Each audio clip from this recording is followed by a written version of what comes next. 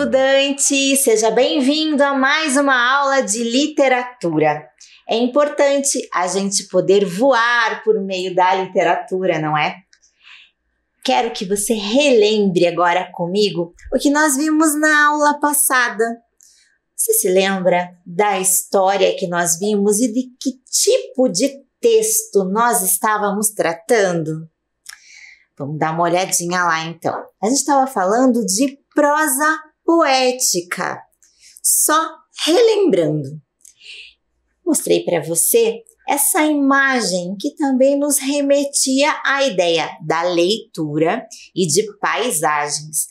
Como a leitura literária nos permite viajar dessa maneira. E nós podemos ver, visualizar imagens diferentes, cenários diferentes. Nós podemos perceber a poesia lá, mesmo que não estejamos lendo poemas. Lembra que poema é aquela estrutura em versos organizadas em estrofes, aquele tipo de texto específico.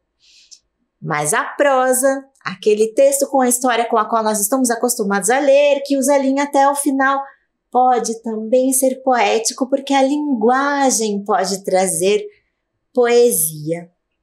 Só para lembrar dessas sensações que nos são despertadas por meio da leitura poética. Você precisa lembrar agora também da história.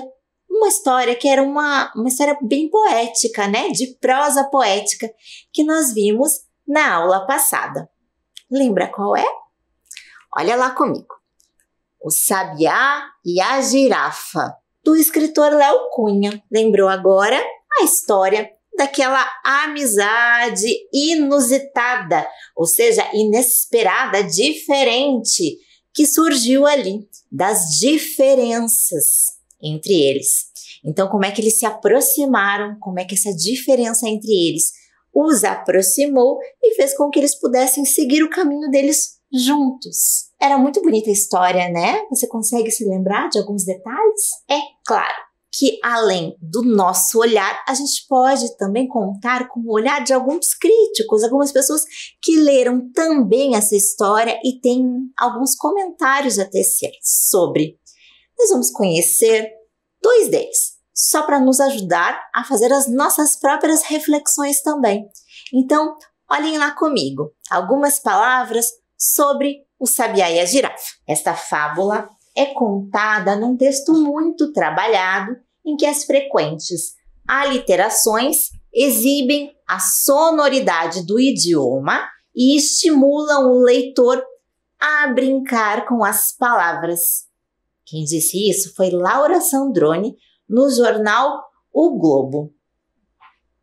Olha que importante essa mensagem que ela traz sobre este livro, sobre essa história que nós lemos.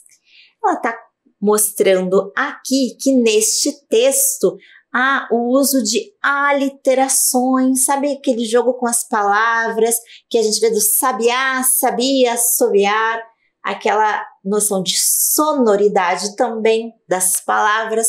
Nós vimos muitas brincadeiras com as palavras que foram feitas também nessa história que a tornam ainda mais interessante, não é? A gente também pode ver, então, essa brincadeira com as palavras para construir o sentido. Então, a história pode ser contada de diferentes maneiras, usando essas brincadeiras, usando essa sonoridade, usando rimas também, se constrói essa mensagem poética ainda mais bonita. Mas a gente também pode ver que não foi só aqui no Brasil que teve essa repercussão positiva dessa obra do Léo Cunha. Vamos ver algo que foi escrito em algum lugar fora do Brasil? O que eu trago para vocês aqui é um exemplo do que foi dito na França. Olha lá comigo. Belo texto de Léo Cunha, ilustrado por Graça Lima. O charme deste livro vem de um certo ritmo, onde a língua falada vira escritura poética, cheia de graça, onde o falar mineiro permite jogos de palavras nos quais Léo Cunha é excelente. interessante também, né? A gente consegue perceber, então, que fora do Brasil também temos essa repercussão bem positiva do livro do Léo Cunha. Aqui também trouxe aquela importante contribuição da Graça Lima nas ilustrações. Nós vimos isso também na aula passada, vocês se lembram? Que a gente percebeu como as imagens ajudam a construir o sentido, como é importante a gente ler as imagens também. Elas são essenciais para a produção de sentido. Então, como elas casaram muito bem com o texto, com esse lindo texto, né, poético, fica melhor ainda de a gente entender e fica ainda mais bonita a mensagem transmitida. Importante para a gente ver também como a língua pode ser usada de diferentes maneiras. Aqui, a riqueza está na linguagem poética. Vamos retomar, então, já que eu falei das imagens, vamos olhar de novo para elas, assim a gente consegue até remontar um pouco da história por meio só das imagens? Você me ajuda? Vamos olhar lá. Olha as imagens que eu trago para vocês. Do sabiá. Lembra em que momento a gente está revivendo agora? Essa parte em que o sabiá, ele tinha vontade de quê, gente? Ele queria voar, mas ele não conseguia voar. Então ele tentava, caía, não conseguia o sabiá. Tentava, pulava, caía, tentava, caía. Sabiá na bacia. Lembra bem desse trecho? A gente já até sabia que o desejo do sabiá era voar e ele não conseguia. Mas tinha algo que ele fazia muito bem. Você se lembra? Vamos relembrar tudo. Ele sabia cantar. Do, ré, mi, fá, vá, macio, né? No galho ou no ar, seu desejo de voar. Lembra disso? Era isso que ele fazia de tão bonito. Mas a voar, ele não conseguia.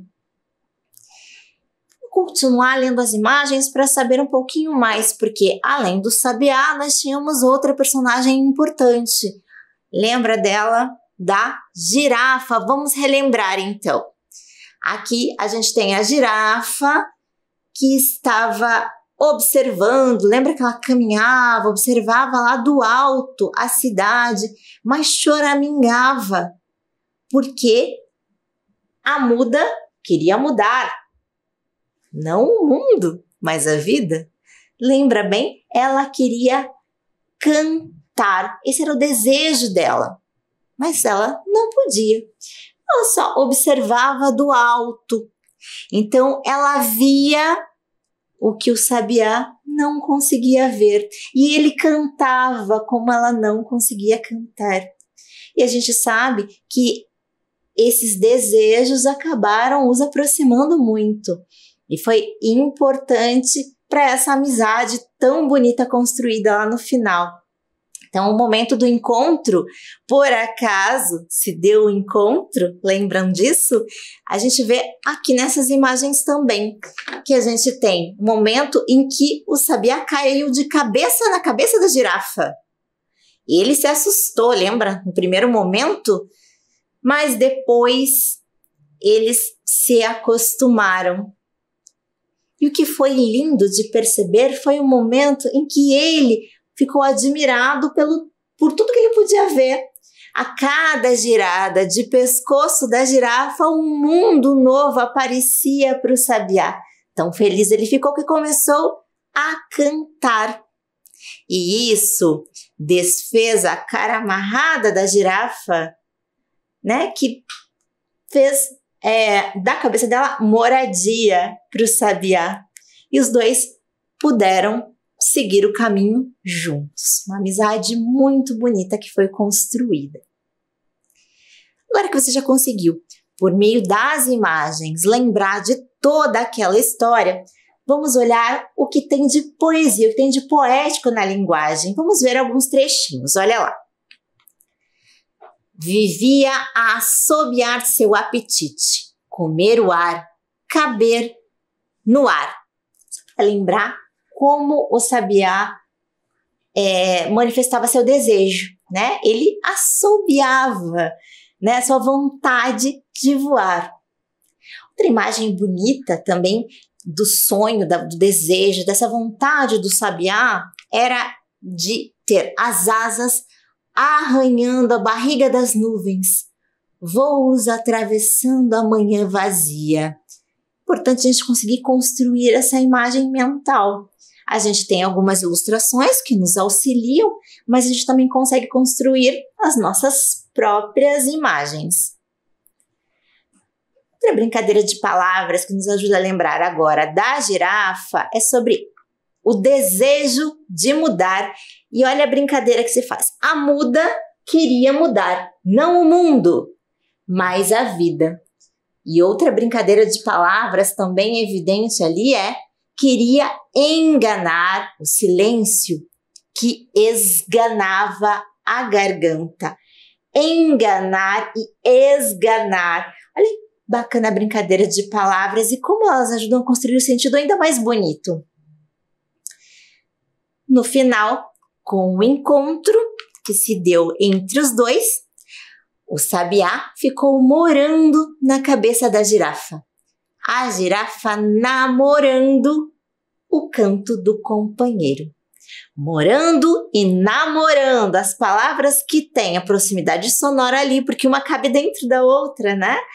Permitem também que o sentido fique ainda mais interessante, a exploração do uso da linguagem para construir essa imagem bonita que a gente tem da amizade que foi construída pelos dois. Então a gente tem alguns temas fortes aqui bem trabalhados neste texto. Desejos e limites, porque a gente sabe que o sabiá não conseguia voar e a girafa não podia cantar, mas cada um tinha o seu desejo. Depois falou da convivência, eles são muito diferentes, mas se complementaram, que é o que diz ali. Seres díspares, muito distantes e bem diferentes, acabaram se completando. E a superação de dificuldade através de uma ajuda mútua. Um ajudou o outro e com isso eles puderam superar as suas dificuldades, os seus problemas e conseguiram seguir o seu caminho. A história dos dois continua, né? Sem plateia nem juiz, depois do final feliz. Agora, você, estudante do 5º ano, vai me ajudar a perceber onde mais a gente pode encontrar poesia. A gente viu que há poesia na amizade, no canto dos pássaros, no andar, ali no caminhar, no observar, né, nas paisagens diversas. Mas eu te lanço um questionamento para você refletir um pouquinho comigo. Há poesia nas cores?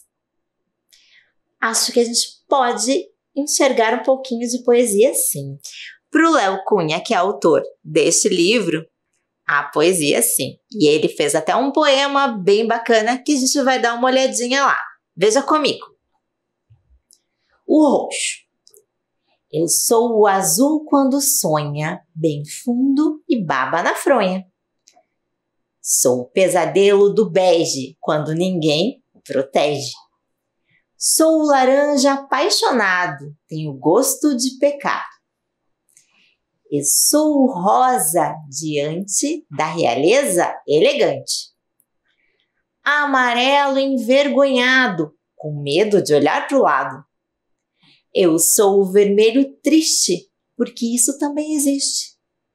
Acredite, companheiro, sou um arco-íris inteiro. Que interessante essa definição, né? É uma definição poética que a gente pode ter, é um poema, ele tem rimas, tem também a parte da ilustração importantíssima. Essa ilustração feita também pela Graça Lima, a mesma ilustradora de O Sabiá e a Girafa. A gente pode ver como é interessante a gente observar também como a ilustração ajuda a compor a mensagem. Olha que interessante, as cores, como elas estão dispostas, os formatos ali dos lápis, como eles estão também representando o que tem escrito ali por meio de palavras. A gente precisa observar esses detalhes todos, é muito bacana, não é? Bom, eu vou te convidar a fazer um exercício. Veja, você vai fazer comigo. Dá uma olhadinha aqui. Vamos tentar descrever poeticamente os personagens da história. Você pode me ajudar a fazer isso?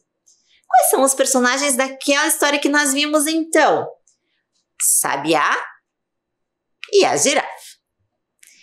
Para poder descrevê-los poeticamente, a gente tem que lembrar de algumas características. Na aula anterior, nós já tínhamos visto algumas dessas características. Então, pensa lá comigo. O que a gente sabia sobre a girafa? Olha lá. É o animal mais alto do mundo. As manchas possuem um padrão único para cada indivíduo. Bem bacana a gente perceber, né? Então, algumas das características da girafa que a gente pode usar para a gente fazer uma descrição poética. Vamos tentar suscitar as emoções, vamos tentar colocar isso de forma a fazer com que a gente se emocione ao ler. Essas são algumas. Vamos ver do sabiá. O que a gente pode relembrar de características dessa ave? Olha lá. Ave símbolo do Brasil, pois é muito popular. É comum em bordas de florestas, parques, quintais e áreas urbanas arborizadas. A gente consegue perceber também algumas características que nos remetem ao sabiá.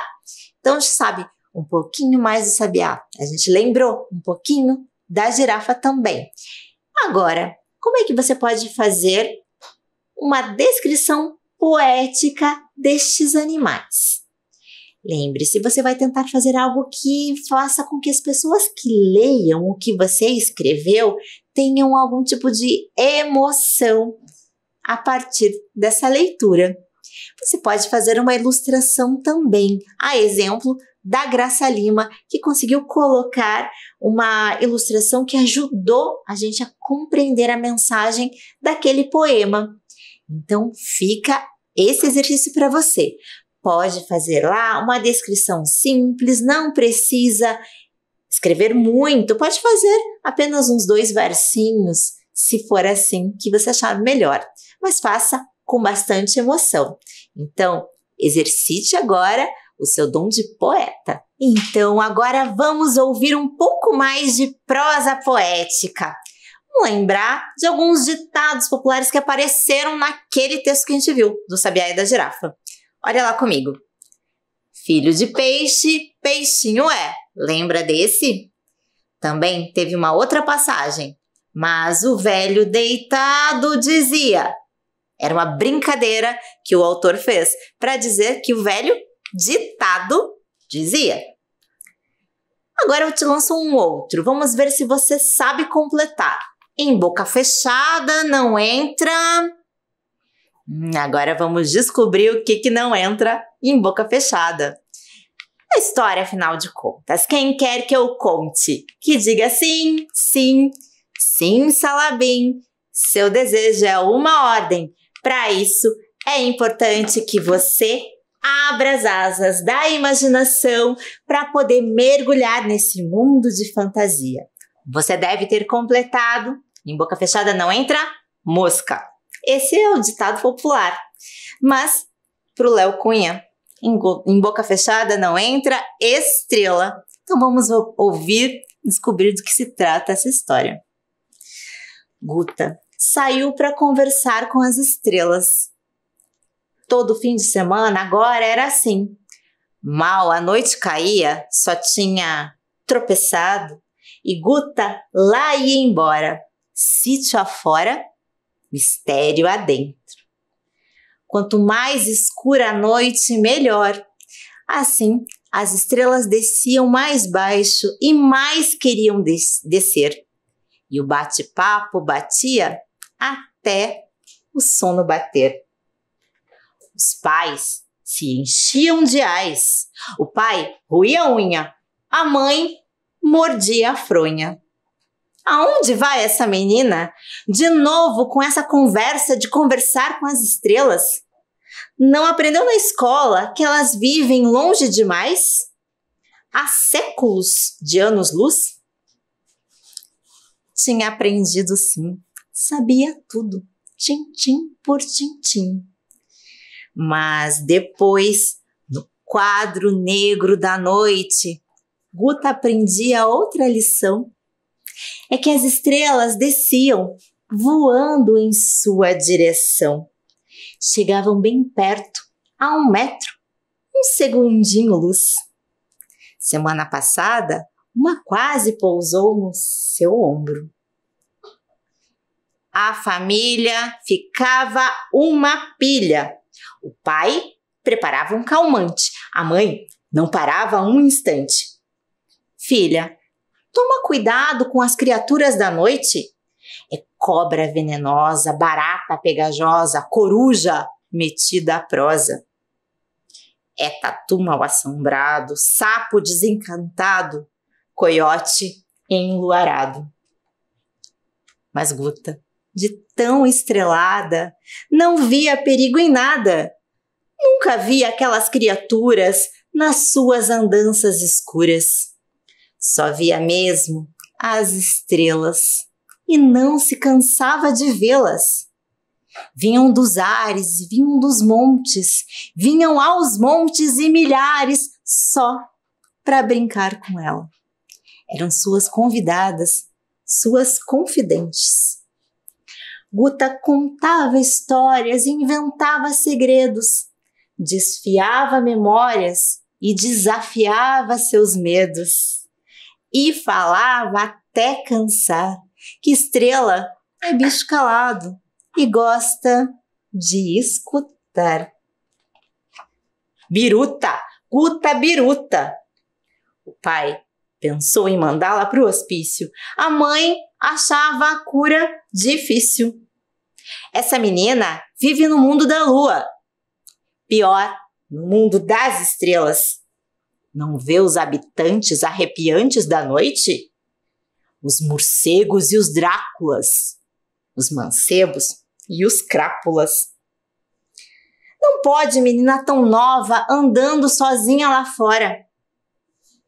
Guta já estava enjoando de tanto conselho absurdo. Os pais não se cansavam de pôr o bedelho em tudo. Os dois mais pareciam agulha emperrada, repetindo os mesmos discos e riscos da noite calada. Enquanto isso, na calada da noite, os pais confabulavam. Guta fica vendo estrelas a um palmo do nariz e acha que as noites são belas e acha que é feliz. Não vê as dezenas de perigos, as centenas de inimigos, os problemas infinitos. Resolveram proibir a menina de passear à noite no breu. Assim, talvez entendesse que estrela só existe no céu. Guta ficou trancada no quarto, fazendo sala para o lamento. O sítio lá fora, ela cá dentro. Ficou chorando num canto, num tanto de saudade. Já estava ficando tarde. As amigas deviam estar descendo, ela tinha que fugir. Fugiu. Quando o pai viu o quarto vazio, sua barriga sentiu um frio. Meu Deus, a Guta sumiu. A mãe não acreditava. Os dois deram pulos de raiva, ficaram fulos da vida. Só viram uma saída. Sair atrás da fugida. Sítio afora, receio adentro, pro meio da escuridão. O pai com pistola e facão, a mãe com um terço na mão. Nunca vi noite tão escura. Como a Guta foi fazer essa loucura? Não sei, mulher. Procura. Guta já estava bem longe, nem ela sabia onde. Estava para lá da fazenda, estava para lá de feliz. A noite era toda sua, vazia de lua, cheia de estrelas. Os pais continuavam a busca, saltando de susto em susto.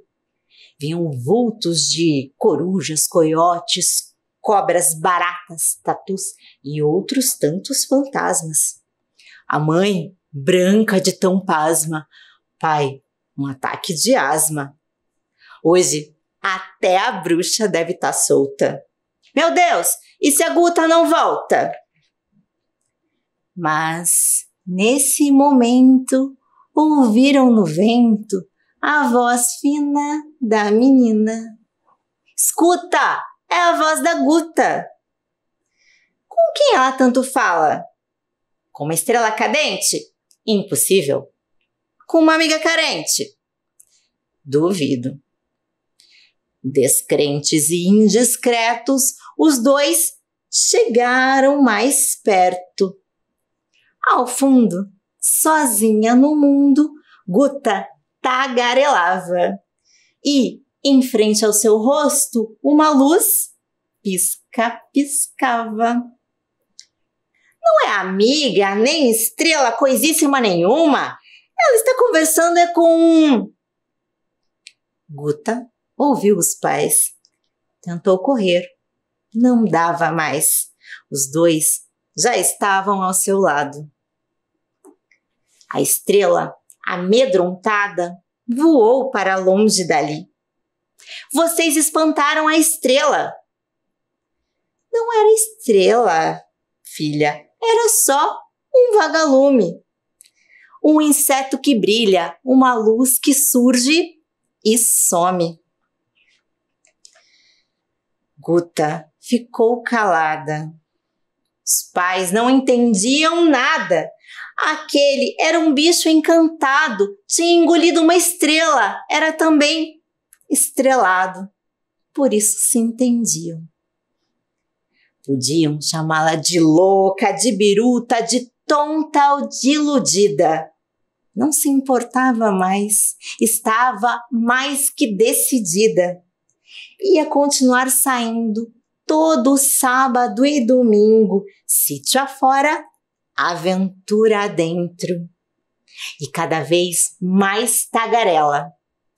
Em boca fechada, não entra estrela. Conseguiu perceber como esse ditado popular de em boca fechada não entra mosca foi completamente refeito pelo Léo Cunha? Em boca fechada não entra estrela. A ideia aqui é de poder tagarelar mesmo, né? De poder falar as suas vontades, de viver as suas vontades. Então, nessa linguagem poética, de novo, ele traz muitas rimas, composições sonoras bem interessantes e agora com a ilustração de Roger Mello. Vamos dar uma olhadinha na ilustração, nas ilustrações que aparecem nessa obra e como elas também nos ajudam a ver ainda melhor o que há de poético nela. Olha comigo. Aqui estão os pais da Guta. Olha que bacana como ele fez essa representação por imagem. Ele colocou um céu estrelado e formando os pais da Guta. Lembra? O pai ruía a unha, a mãe mordia a fronha. E Guta estava só querendo olhar as estrelas. A gente descobre que lá no final, na verdade, era vagalume, um bicho estrelado, né? Que engoliu uma estrela e por isso brilhava. Vamos olhar mais um pouquinho. A gente tem os pais da Guta que estavam com medo de todas as criaturas que Guta não enxergava. Guta enxergava apenas a estrela. Olha que bonita essa imagem também da estrela. Os pais que tinham medo do escuro, né? Eles estavam realmente vendo imagens que Guta não via, porque Guta só via as estrelas. O vagalume, que eram as estrelas que desciam para conversar com ela. E assim, eu me despeço de vocês nesse momento, mas lembrando que o encantamento não tem fim. A gente se encontra em outra história. Até lá!